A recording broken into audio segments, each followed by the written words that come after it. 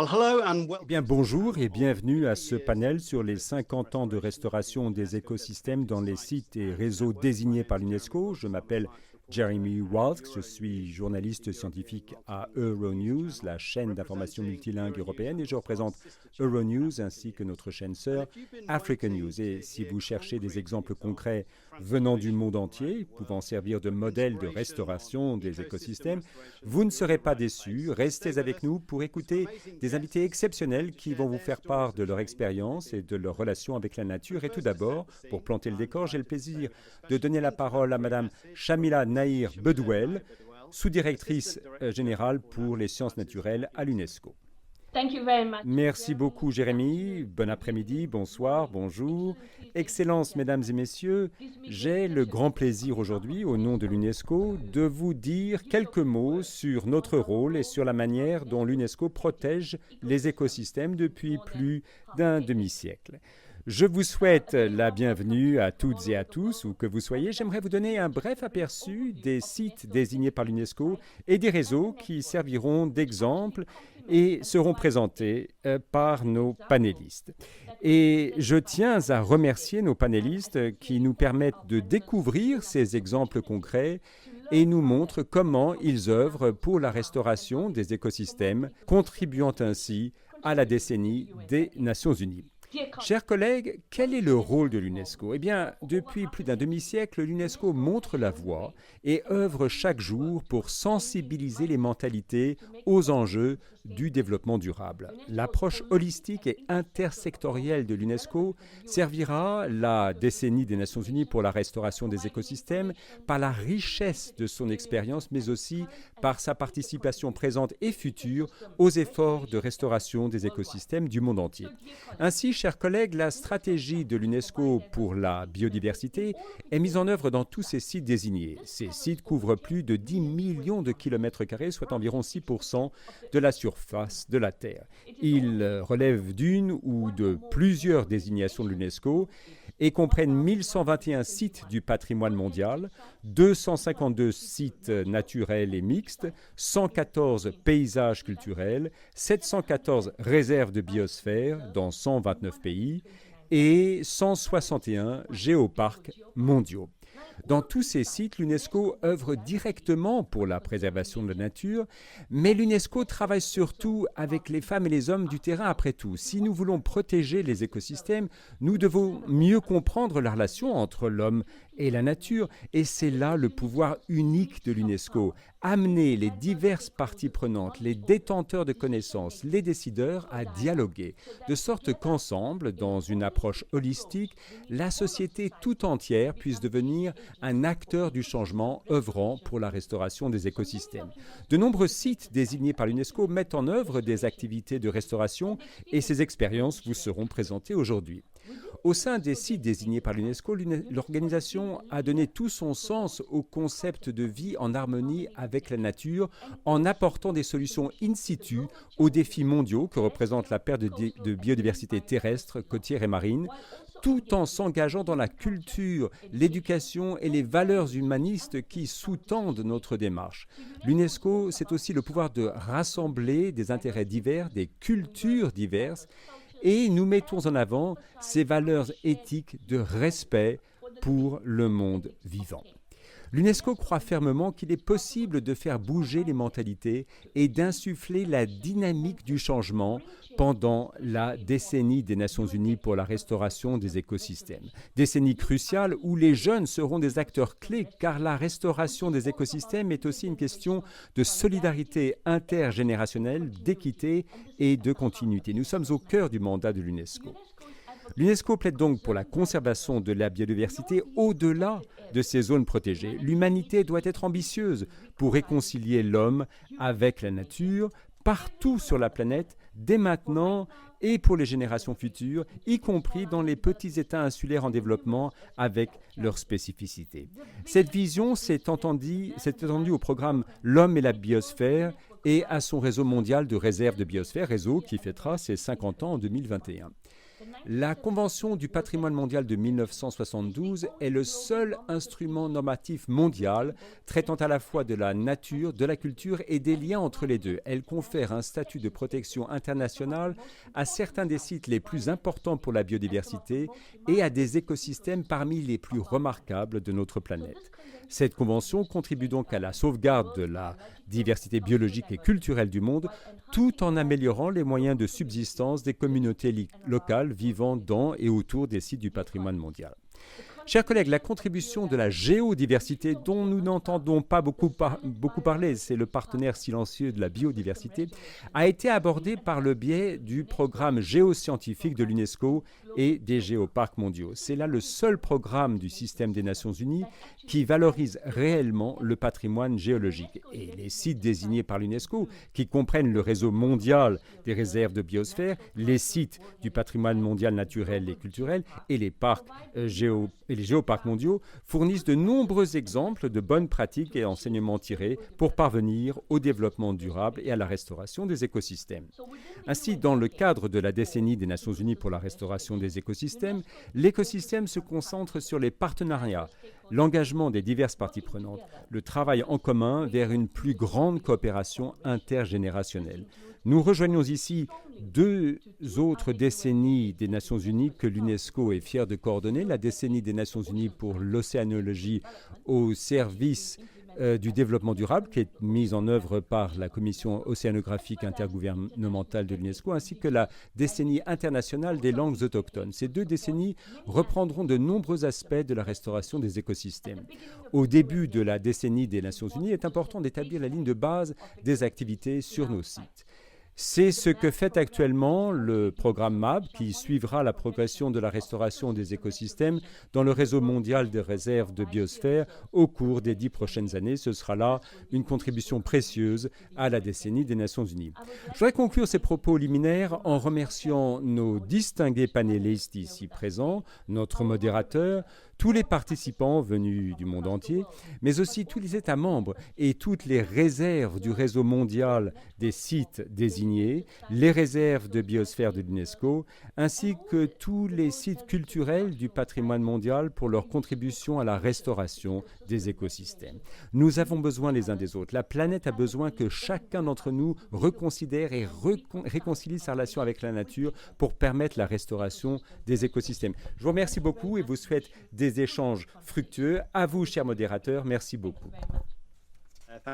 Merci à vous, Shamila, pour ce message fort et clair. Avant de passer à notre table ronde, j'ai le plaisir d'accueillir en direct du Nigeria le professeur Adeshola Adepoju, président de l'Institut de recherche forestière du Nigeria et du Conseil international de coordination du programme de l'UNESCO sur l'homme et la biosphère. Professeur Adepoju, c'est à vous. Merci, Jérémy. Merci, Jérémy. Permettez-moi de saluer Madame la sous-directrice générale, vos excellences et autres acteurs de la restauration des écosystèmes et de souhaiter à toutes et à tous la bienvenue à cette réunion aujourd'hui. La décennie des Nations Unies pour la restauration des écosystèmes, qui s'étend de 2021 à 2030, est significative car elle a la même échéance que les objectifs du développement durable. C'est aussi la décennie où les scientifiques devront redoubler de vitesse pour rattraper le retard causé par la pandémie de Covid-19 et les vulnérabilités dues au changement climatique. Tout cela a entraîné la destruction de la biodiversité, la déforestation, l'utilisation non durable et les conflits autour de ressources rares, la perte de moyens de subsistance et la pauvreté, pour n'en citer que quelques-uns. L'écosystème naturel offre des solutions à tous ces problèmes. Nous devons donc travailler assidûment et harmonieusement pour restaurer notre écosystème et renforcer notre résilience. Nous devons entretenir nos espaces verts, désigner des réserves de biosphère et promouvoir la conservation de la biodiversité afin de maintenir des espaces sûrs ou des espaces entre l'homme et la nature. À cette fin, et en ma qualité de président du Conseil de coordination du MAB, J'invite le réseau de l'homme et la biosphère ainsi que toutes les entités du MAB à soutenir la mise en œuvre de la décennie des Nations Unies pour la restauration des écosystèmes par des mesures que nous devons prendre pour inverser la dégradation des écosystèmes et faire en sorte que l'écosystème œuvre à son tour pour notre bien. Il en va de notre vie. Merci.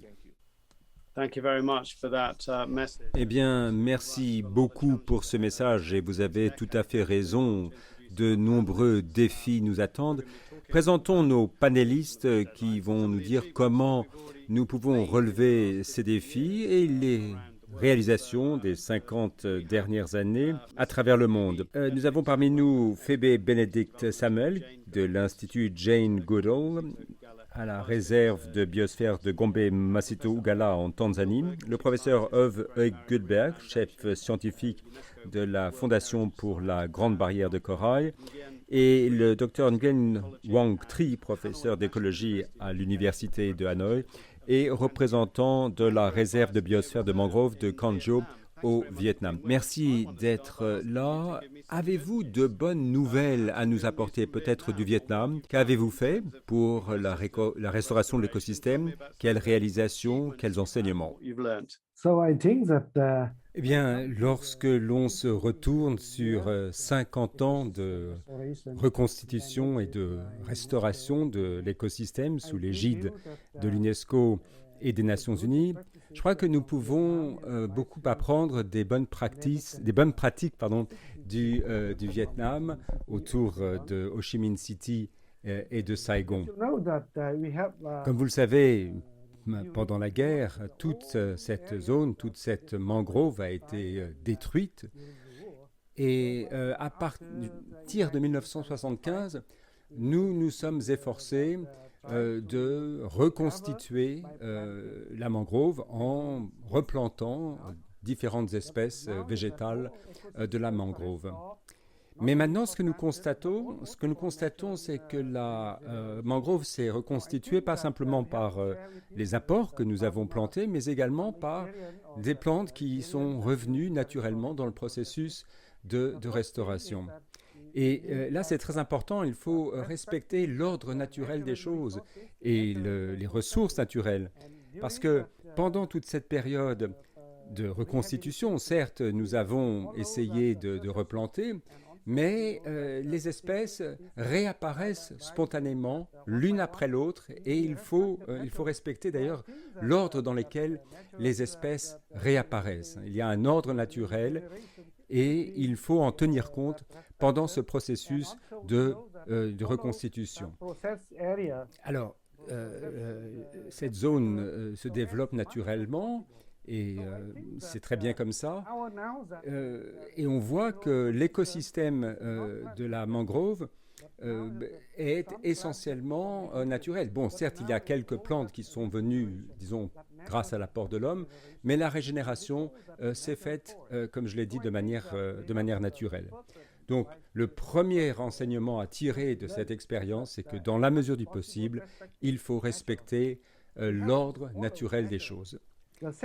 Et puis, deuxième chose, il est très important de respecter le lien entre l'homme et la nature, parce que pendant cette période de restauration, les communautés locales restent associées à la zone. Donc, il ne s'agit pas simplement de respecter l'ordre naturel des choses, mais également la relation entre l'homme et la nature, entre les communautés locales et cette mangrove. Parce que ces gens vivent de la mangrove, ils en ont besoin pour leur propre développement socio-économique.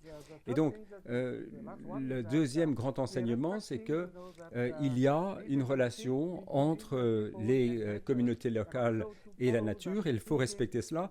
Et puis, il faut avoir une approche holistique, interdisciplinaire, pour assurer cette régénération de la forêt et de la mangrove. Je crois que c'est un véritable succès, mais à présent que nous avons ces bonnes pratiques que nous avons acquises pendant la restauration, il faut se rappeler que la notion de réserve de biosphère, ça n'est pas simplement un nom, c'est une véritable pratique à respecter et à suivre et qui fait intervenir, comme je l'ai dit, les communautés locales. Donc nous avons beaucoup appris de ce processus, de la relation entre l'homme et la nature. Mais l'homme, ce n'est pas simplement les autorités, c'est toutes les personnes concernées. Vous avez les gens qui travaillent sur place, vous avez peut-être même les réseaux sociaux qui peuvent participer à cet effort. Vous avez même des entreprises privées qui ont pu venir mobiliser leurs ressources pour restaurer la mangrove tout en respectant la nature. Alors au départ, il faut certes planter, mais ensuite il faut laisser la nature suivre son cours. Alors écoutez, c'est très intéressant ce que vous nous dites là sur la façon dont vous avez démarré d'une zone dévastée, vous avez commencé à replanter, puis ensuite vous avez vu qu'il fallait suivre l'ordre naturel des choses. Je passerai maintenant la parole à Phoebe. Phoebe, racontez-nous un peu ce que vous faites en Tanzanie. Je crois que vous avez également rencontré des succès au cours des 50 dernières années. Good morning, everybody. Oui, bonjour à tous.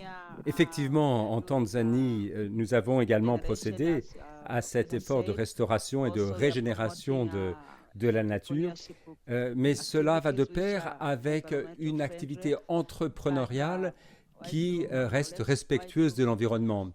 Et donc, il y a eu des activités de cueillette de champignons sauvages, d'apiculture, de plantation d'arbres.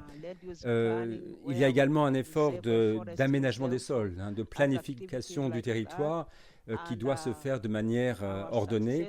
Et oui, nous avons des succès à rapporter puisque au cours des dernières années, notre zone, notre site, a obtenu le label du programme MAB, l'homme et la biosphère. Et donc la communauté a vu qu'il était dans son intérêt de participer à cet effort de conservation et de restauration. Et puis, nous avons surtout pu mobiliser toute la communauté locale autour de cet effort de restauration en intégrant la jeunesse, mais également des personnes handicapées qui ont pu participer à ces activités dans des petits groupes. Et nous avons pu lever des capitaux pour pouvoir attirer des activités économiques qui, encore, je le rappelle, sont respectueuses de l'environnement. Mais disons que toute cette activité de restauration, de conservation est une activité positive puisqu'elle rapporte des revenus, elle rapporte une activité.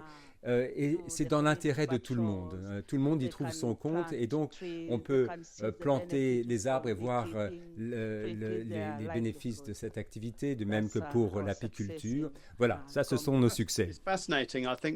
Mais voilà qui est fascinant, surtout l'association des communautés locales. Alors, j'ai commencé par les bonnes nouvelles au Vietnam, puis en Tanzanie où là encore vous avez de bonnes nouvelles.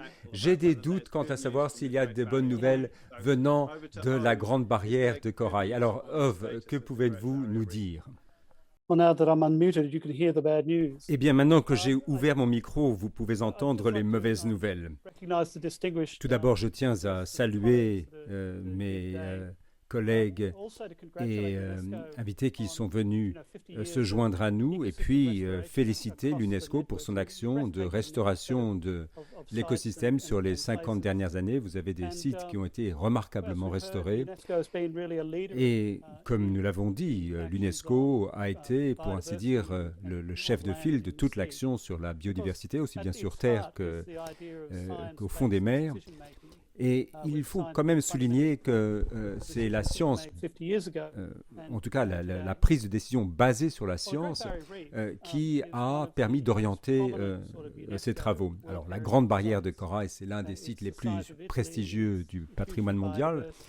Cette barrière a la taille de toute l'Italie, elle présente une immense biodiversité et propose des activités de pêche, de surveillance côtière, de tourisme qui font vivre cette région. Et la valeur de cette barrière et le risque de déclin a amené la création du plus grand parc marin sur la côte du Queensland. Bon, j'en suis assez fier.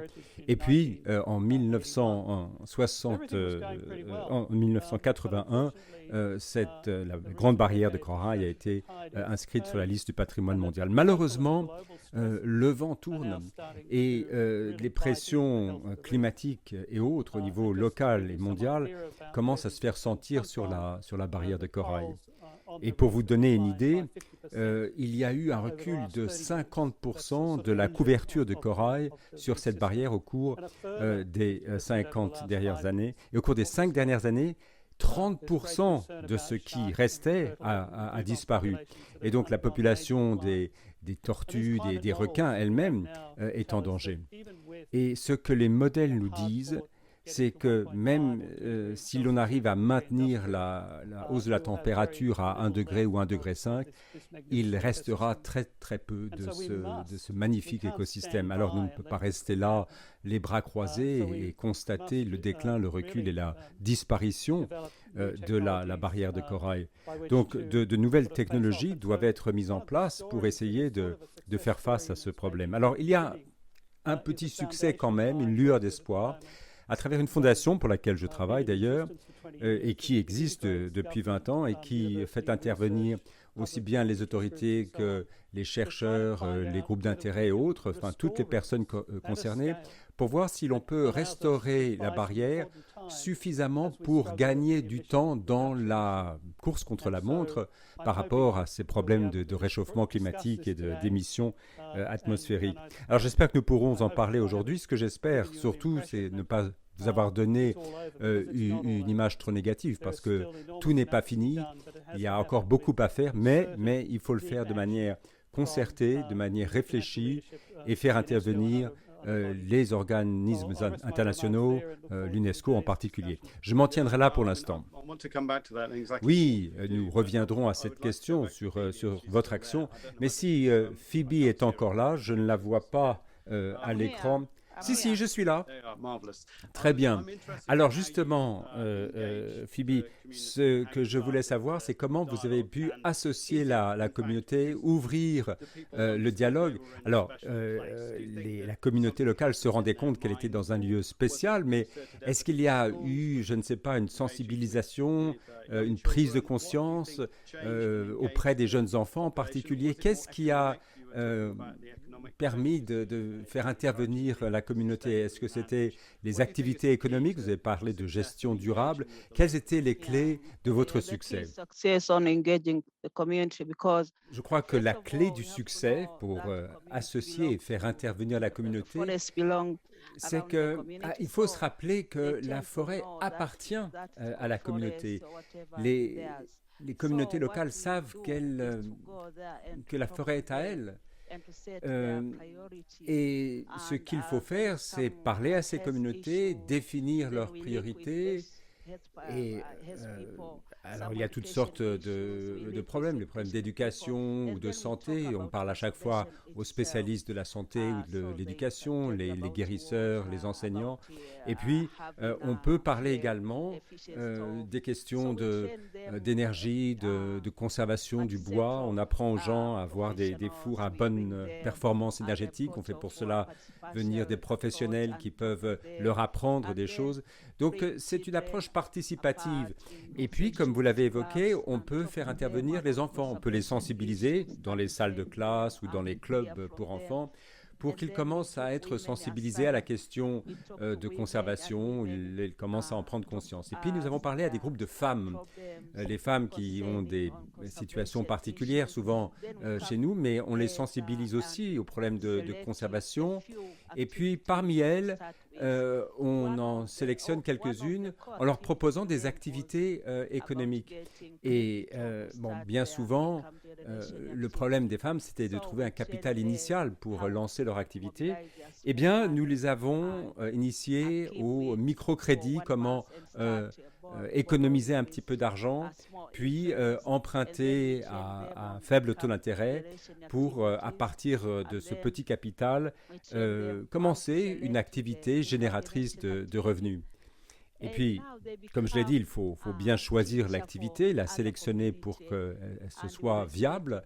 Et puis, ces femmes qui ont réussi à se lancer dans les affaires, pour ainsi dire, ont pu en former d'autres. Et de ce fait, ça fait un peu boule de neige parce que ces jeunes femmes ont pu faire entendre leur voix dans leur communauté. Et tout en réussissant sur le plan économique, elles sont devenues des ardentes conservationnistes. Ce sont des femmes qui souhaitent participer à l'effort de conservation, mais toutes les catégories d'âge sont associées à ces problèmes. On leur parle de questions de santé, comment élever leurs enfants. Mais quelles sont les perspectives d'avenir? Vous avez manifestement réussi par cette approche holistique à faire associer tout le monde, pas simplement les jeunes enfants, mais également des jeunes femmes qui sont devenues des chefs d'entreprise. Mais maintenant, quelles sont vos ambitions pour l'avenir? Parce que vous êtes arrivé déjà à un stade intéressant, mais après? Eh bien, après, ce que nous envisageons de faire, c'est d'associer encore un plus grand nombre de parties prenantes. Alors, il y a des gens que l'on ne considère pas habituellement comme parties prenantes. Je pense notamment aux autorités ou des ONG qui travaillent dans la région. Mais on les associe à nos réflexions. Il y a des réunions régulières où, ensemble, on parle de l'avenir, on planifie un peu les choses. Avec les communautés, bien sûr, on essaye de planifier un peu les choses à l'échéance de 2 mois, 3 mois, voire plus loin.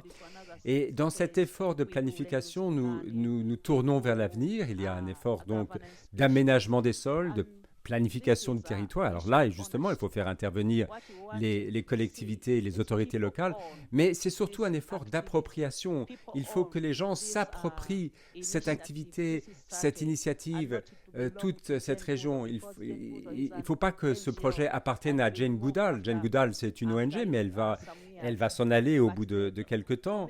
Mais le projet, la communauté continueront d'être là pendant longtemps. Donc, ce que nous avons fait, c'est de retransmettre cette responsabilité, cette activité, en formant les gens à être autonomes. Donc là, c'est un vrai changement. Mais au Vietnam, est-ce que l'expérience a été analogue ou est-ce que vous avez rencontré des difficultés à associer de nouveaux types de parties prenantes? Et dans quelle mesure avez-vous réussi au Vietnam à vous faire accompagner de la communauté? Comment y êtes-vous parvenu par un effort d'éducation, comme on en a parlé, ou bien y a-t-il eu d'autres argumenteries? Pouvez-vous nous en dire plus? Effectivement, il fallait associer tout le monde. Alors, dès le départ, nous savions que cette zone, cette mangrove, était une zone importante pour la population locale, mais pour toute la région. Et dès le départ, toutes les parties prenantes se sont concertées, pas simplement pour parler, mais vraiment pour essayer concrètement de replanter la mangrove, de protéger cette forêt. Alors, il faut bien voir qu'il y a 2 types d'approches fondamentalement pour faire intervenir les différentes parties prenantes. Vous avez une approche top-down, de haut en bas, c'est-à-dire l'administration centrale, les collectivités locales, la municipalité, qui arrivent avec ces politiques environnementales pour faire de cette zone grise ou dévastée une zone verte. Donc ça, c'est une approche, si vous voulez, administrative. Et puis, vous avez une démarche inverse, où c'était la population locale qui a besoin de cette zone pour vivre, pour y trouver sa subsistance. Et là, il y avait une démarche locale. Donc, ces 2 approches se réunissent et mêlent différents types de parties prenantes. Et puis, avec l'expérience acquise, nous avons vu que certaines entreprises privées ont pu se joindre à cet effort en proposant leurs services, mais surtout en permettant aux populations locales de considérer la forêt d'un nouveau point de vue, parce que la conservation est dans l'intérêt de tous, parce que les écosystèmes peuvent apporter des... Oui, mais comment avez-vous pu identifier les parties prenantes, disons, appropriées, avec qui vous pouviez travailler? Est-ce que c'était facile de trouver des interlocuteurs ou bien était-il difficile de trouver des gens? Bien, la population locale se rend bien compte que c'est dans son intérêt de protéger la forêt et ils savent comment protéger la forêt en associant les efforts, disons, humains à la nature. C'est-à-dire que au départ, vous avez une plantation artificielle, mais ensuite, c'est la végétation qui a repoussé d'elle-même. Et donc la faune et la flore ont pu revenir et c'était évidemment dans l'intérêt de tous. Donc les populations locales ont parfaitement conscience de la situation et en ont tiré parti. Tout à fait. Je vais maintenant passer la parole à Ove qui va nous en dire un petit peu plus sur ce que l'on peut faire pour restaurer la barrière de corail. On nous a parlé de la mangrove, mais pouvez-vous greffer des coraux? Eh bien, si l'on étudie l'histoire de la barrière de corail et la façon dont elle a été gérée, au départ, cette barrière était gérée comme un écosystème, mais de manière peu volontariste, peu interventionniste. Et on s'est rendu compte que cette façon de procéder ne convenait pas. On a d'abord constaté la perte de corail, donc c'est un très mauvais résultat. Et puis il y avait également la dégradation de la qualité de l'eau. Donc manifestement, on n'en faisait pas assez, en tout cas pas avec l'intensité nécessaire pour obtenir des résultats. Et une nouvelle initiative a pris forme et qui fait intervenir des scientifiques du monde entier pour essayer de voir si on peut justement élaborer des outils qui pourront avoir un effet sur le terrain. Et cela fait maintenant 3 ans que le projet est en cours, on en est au tout début, mais enfin il y a déjà des résultats très encourageants. Par exemple, les coraux ont une immense progéniture, ils font plein de petits bébés. Et si l'on arrive à réduire la mortalité infantile, si je puis dire, on pourra favoriser le développement. Alors, on appelle ça une fécondation in vitro, c'est pas de ça qu'il s'agit, mais enfin, l'idée c'est de favoriser l'éclosion de ces petits coraux pour essayer de repeupler la barrière de corail. Et puis ce qu'on essaye, c'est de voir si on peut importer des coraux, mais encore faut-il qu'ils soient tolérants. C'est la même chose avec d'autres formes de végétation. On essaye de voir si l'on peut faire venir des coraux. Mais est-ce que ça existe? Est-ce qu'on peut justement... Oui. Il y a des coraux qui s'adaptent mieux que d'autres. Alors, la gamme n'est pas infinie et à chaque fois, on se rend compte qu'il faut de toute façon réduire les émissions atmosphériques parce que de toute façon, ce projet ne pourra pas aboutir avec ce niveau d'émissions. Mais certains projets avancent mieux que d'autres. Alors, au lieu de gérer le déclin, vous passez maintenant à une approche plus active de restauration. Mais oui, exactement. Et puis, au bout du compte, il y a deux démarches parallèles. D'un côté, on essaye de ralentir, de réduire les émissions atmosphériques pour les ramener à zéro, et puis renforcer la résilience des coraux grâce à une gestion active. Et ainsi, les coraux, s'ils arrivent à survivre jusqu'au milieu du siècle, ensuite ils pourront revenir en force. Alors bon, je ne serai peut-être pas là pour voir ce qu'il en est, mais si l'on arrive à faire ces deux choses, c'est-à-dire contenir, réduire les émissions atmosphériques et permettre aux coraux de survivre jusqu'au milieu du siècle, alors ils pourront se repeupler en l'espace de 10 ans. Un ouragan, un cyclone peut dévaster une barrière de corail et en l'espace de 10 ans, tout aura repoussé. Alors peut-être pas toute la gamme de coraux, mais au moins nous avons la certitude que cet effort n'est pas vain, qu'il pourra vraiment aboutir quelque part. Bien, je suis heureux de vous entendre présenter ces lueurs d'espoir parce que c'est vrai qu'on avait l'impression que c'était une cause perdue. Et on voit que grâce à la science et avec un peu de réflexion, il y a des perspectives. Alors nous parlions du travail de l'UNESCO, 6% de la surface de la Terre est protégée, on veut arriver à 30%. Où devrions-nous concentrer nos efforts? Est-ce qu'on doit par exemple négliger les océans? Alors vous allez sans doute me dire oui, parce que vous représentez une région océanique, la barrière de coraux.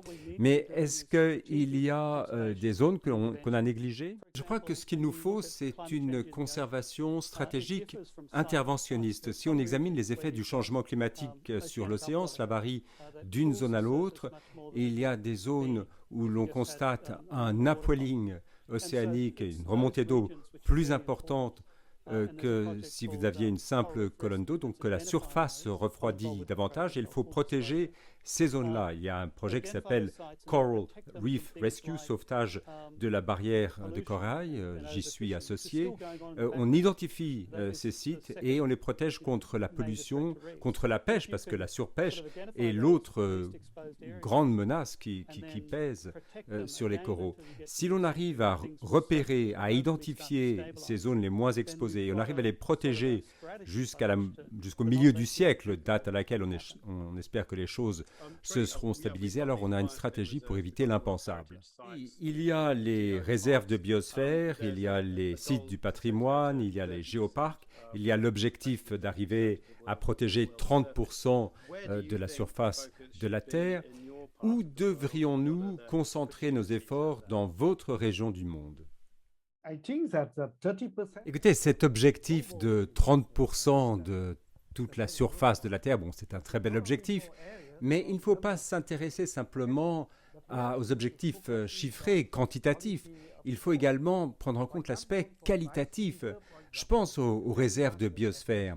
Là, c'est véritablement un modèle de ce qui marche. L'idée serait de montrer les modalités du développement durable qui peuvent s'appliquer partout. On peut voir de ses propres yeux la façon dont on peut réconcilier l'homme et la nature. Et ces réserves de biosphère sont un modèle, une leçon que chacun peut apprendre et ensuite appliquer chez soi. C'est-à-dire que ce message des réserves de la biosphère peut s'appliquer au monde entier. C'est intéressant, donc les zones de biosphère sont une zone d'apprentissage en quelque sorte. Tournons-nous vers la Tanzanie. Vous êtes arrivé, vous avez réussi à associer, à éduquer la population locale. Comment étendre ça à d'autres régions du monde et comment ce modèle peut-il se reproduire en le montrant aux gens qui puissent ensuite le reproduire? Notre approche est, disons, multiforme. Nous pilotons maintenant un nouveau projet qui intègre la conservation et le planning familial, parce qu'on se rend bien compte que lorsque nous allons dans les villages, nous voyons des familles avec de nombreux enfants et il y a cette explosion démographique. Donc nous essayons d'enseigner à la fois la conservation de la nature et le planning familial. Les deux messages vont de pair. Nous voyons que la conservation va à l'encontre, si vous voulez, d'une population incontrôlée. Nous avons ce programme qui s'appelle Population, Santé et Environnement. Et si nous arrivons à mobiliser les populations locales autour de cette problématique démographique, il y aura des résultats. Et ça marche plutôt bien. Les gens constatent que la terre ne grandit pas, la forêt reste la même, nous ne disposons pas plus de nature, mais par contre, le nombre d'enfants grandit, la population déborde. Et donc maintenant, les femmes essaient d'espacer leur grossesse, d'avoir moins d'enfants, de stabiliser un petit peu la population. Et nous espérons bien avoir des résultats. Lorsque nous nous rendons dans des villages où la destruction de la forêt qui a eu lieu il y a plusieurs années, lorsque on fait revenir l'eau, on fait revenir les arbres, les gens se rendent compte que l'activité humaine peut détruire l'écosystème et donc qu'il faut faire quelque chose pour rétablir l'écosystème. Et donc, nous mobilisons les populations locales pour que déjà elles puissent avoir leur propre terre. D'ailleurs, ça c'est quelque chose qui s'est développé. Les gens peuvent avoir un titre de propriété sur leur terre et lorsqu'ils se limitent à leur terre, ils gèrent mieux leur propre jardin et ils épargnent les réserves forestières qui sont, si vous voulez, le bien commun qui permet à la population de survivre. Et puis, on préserve ainsi l'environnement. Au niveau des écoles, on sensibilise les enfants, les jeunes filles déjà aux questions à la fois environnementales et de planning familial. Donc on va dans les écoles, on parle aux jeunes filles, on parle aux jeunes femmes, qui sont les premières concernées bien sûr. Et cette démarche éducative, cette démarche de sensibilisation donne des résultats. On en voit le résultat sur le terrain. L'UNESCO dit qu'il faut être plus ambitieux dans la réconciliation entre l'homme et la nature, mais je poserai cette question à Ove. Qu'est-ce que l'on entend par là? Où est-ce que l'on commence? Pardon, c'était une question pour Ove, qui était au sujet de l'UNESCO qui veut être plus ambitieuse dans la réconciliation de l'homme et de la nature. Comment s'y prendre? Ove? Eh bien, cela nous renvoie à ce que nous disions précédemment. Le facteur humain est central, il est omniprésent et on le retrouve dans les écosystèmes. Nous ne gérons plus les écosystèmes comme avant. Autrefois, nous excluions l'homme. Maintenant, nous réintégrons l'homme dans l'écosystème parce que c'est important d'un point de vue écologique. De plus, le changement climatique a fait bouger les lignes dans lesquelles les organismes peuvent vivre et donc vous avez des nouvelles espèces qui viennent envahir des zones où elles n'étaient pas présentes. Et si l'on oublie le facteur humain, qui est le troisième pilier de cette structure, non seulement on perd des informations précieuses, mais surtout on passe à côté des solutions, parce que les solutions doivent trouver un équilibre entre l'homme, l'activité économique, le business et l'écologie, pour pouvoir être durable. Et pour y arriver, il faudra surtout être mieux capable de prévoir l'avenir, savoir quelles mesures prendre, parce qu'il faut pouvoir prendre des mesures et des interventions. Vous parlez de business, là. Il faut vraiment inclure le business là-dedans? Bien, écoutez, lorsque j'emploie le terme business en anglais, c'est l'activité économique, c'est le fait que les gens gagnent leur vie. Il ne s'agit pas de détruire les ressources naturelles, mais les gens ont besoin de gagner leur vie, de trouver un revenu. Donc si on les exclut et on écarte l'activité économique de ces décisions, nous allons passer à côté de la solution. I agree. Oui, je suis tout à fait d'accord. Alors l'UNESCO a fait un travail remarquable jusqu'à présent, mais c'est vrai qu'il faut intégrer davantage les populations locales autour de ces questions de conservation, mais également de subsistance, parce que les gens dépendent des ressources naturelles justement pour leur subsistance, et il faut pouvoir faire intervenir tout le monde, les autres parties prenantes, parce que si on travaille ensemble, on peut trouver une solution équilibrée, et si toutes les parties prenantes, et notamment les communautés locales, participent, on y arrive. C'est intéressant. Qu'allez-vous dire, Ove?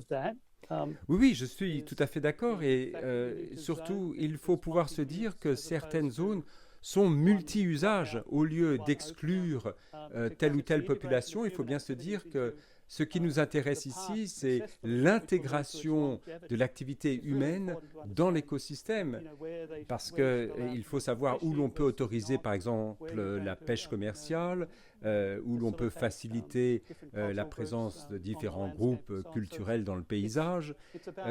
Il s'agit là de gérer un système multidimensionnel pour arriver à un résultat stable qui se maintiendra dans la durée. Je crois que Phoebe pensera la même chose. Oui, ce que vous dites est tout à fait intéressant, c'est-à-dire que vous avez différents usages des sols, de la terre. Il ne s'agit pas d'exclure telle ou telle population en essayant de se cantonner ailleurs, parce que si vous voulez que 100% de la population soit associée à l'effort de l'environnement, de la conservation, il faut inclure tout le monde. Alors voilà, nous n'avons plus beaucoup de temps. Je tiens à remercier tout le monde. Ce panel était intéressant, des messages intéressants, source d'inspiration, source d'espoir également. Il y a eu des résultats intéressants dans différentes régions du monde. Quelques sites internet qui pourraient vous intéresser. unesco.org/mab, si vous voulez en savoir plus sur l'homme et la biosphère. decadeonrestoration.org, la décennie sur la restauration, et oceandecade.org pour en savoir plus sur les océans. Nous avons eu des témoignages d'Australie, du Vietnam et de Tanzanie. Merci à tous. Merci et au revoir. Merci, Jérémy. Yeah.